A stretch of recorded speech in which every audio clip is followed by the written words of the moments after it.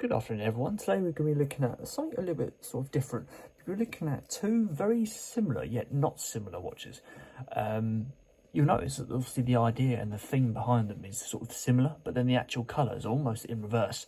And we're going to be looking at the two of these today, just side by side, to see which, if you're someone that's debating sort of the black and white style watch with those dials, I'm giving you a sort of comparison of two different ones. One that's the black side, one that's the white side, essentially. Just to sort of seeing them side by side can help you decide which variant you like more. And I'm here to sort of help you with that today. So we've got two very different watches. So we've got on the left here. On the left here, we've got the Emporio Armani Racer AR11635. And on the right, we've got my very own Seiko Prospex Speedtimer 1969 Recreation SSC 813P0.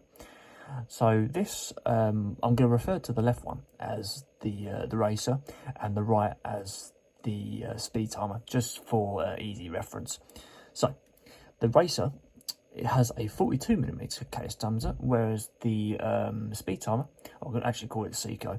The Seiko has a 39mm case diameter.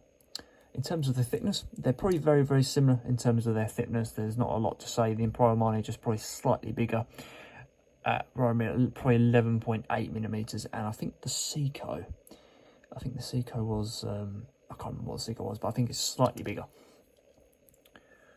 In terms of the price, the Emporio Armani is slightly cheaper, depending on where you get it from, but it's slightly cheaper at £259, whereas the Seiko, that costs probably about twice as much, so it's probably about £590. There's a big jump there, and you've got to sort of justify it with the sort of the jump in price. In terms of the weight of the Armani watch is 160 grams, whereas the weight of the Seiko is probably around about similar sort of weights. There's not a lot to tell. If you held them in your hands, the Seiko would weigh more, just because of how it feels from the casing. And you will notice that the Seiko by default comes on the stainless steel straps. You've got to take that into consideration, or you've got to pay the extra sort of £5–10 to buy yourself a white strap or a black strap, whatever you want to have on it. So, coming down to the actual movements that are inside, the Emporio Armani is a simple quartz chronograph movement, whereas the Seiko is a solar-powered quartz with a caliber of a V192 with a solar power function, so the sun charges the battery over time, and you can see the charge on the dial there. But we'll get onto the dials in a second when we get down to the actual faces. I'll move on to the faces now, actually, so we'll be with that in a second. So looking at obviously the faces in general, you will notice obviously from the Armani that it's obviously a bigger watch just from the specs itself. It's 3mm in difference. With these ones, with the Emporio Armani, you get the tachometer on the inside, whereas the Seiko, you get a separate jet black finish bezel with that tachometer fixed in place on the outside, and a nice bold white, polar white style dial. The Seiko has 3 dials, so you've got a chronograph timer, which acts as a double dial. So I'm going to show you that now, actually. So you've got, at the moment, you've got the what they call a sort of a EOL battery, so it's a end of life sort of battery thing. This would indicate whether the charge is full or empty. So F for full, E for empty on there. But when you press the chronograph button, you let's try and do this at the same time, actually, for the sake of effect.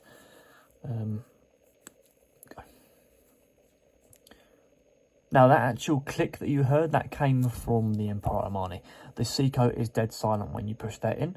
The Seiko ticks along, whereas the Emporio Armani ticks along, whereas the Seiko just sweeps along, as you can see there. You can see there's 2 separate movements.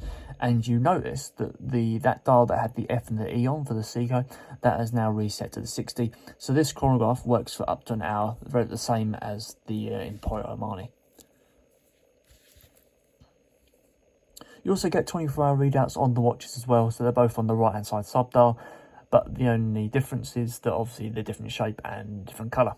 There's a sunray dial on the sub-dials for the Seiko, and a sort of cream effect to match the first outer ring next to that first dial there. So let's have a look at the reset.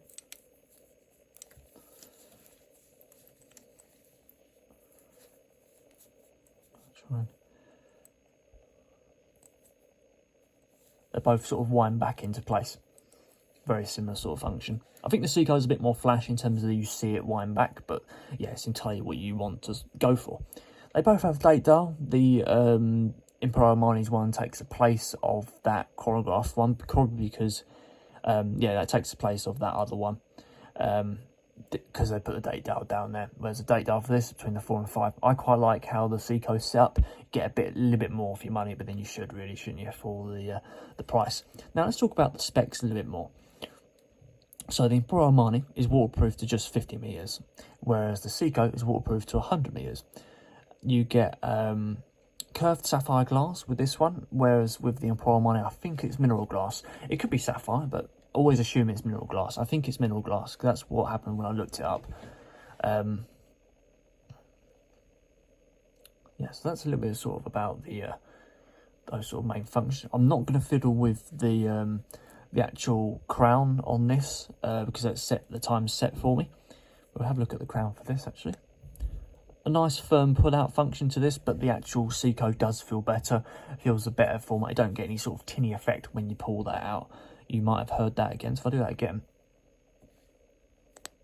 it just sounded a little bit hollow the first time I did that, but you get a nice strong feedback when you turn the hands around, the same as the Seiko. The Seiko feedback is a bit more delicate, but it feels the strength in a different sort of way. This one offers strength in terms of the harshness of the turn.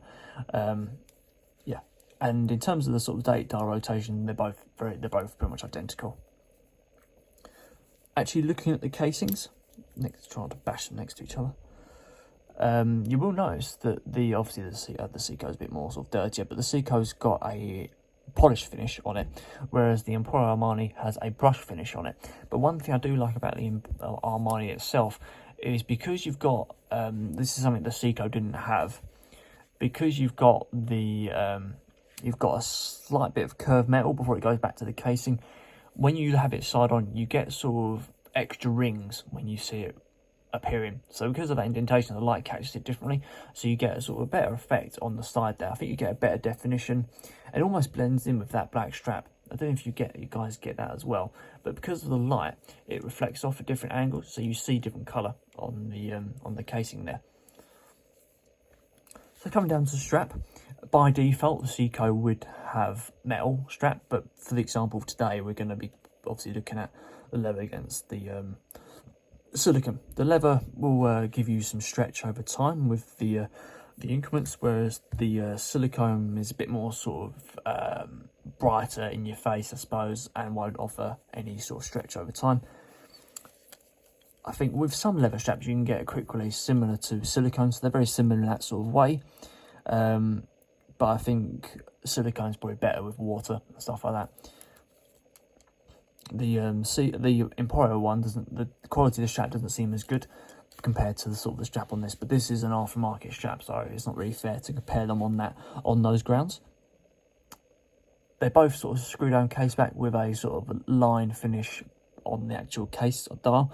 I think the Emporio Armani one's a bit more sort of detailed with that colour there. The Seiko's a bit more plain, but the actual the heaviness comes from that Seiko watch. It definitely does feel heavier.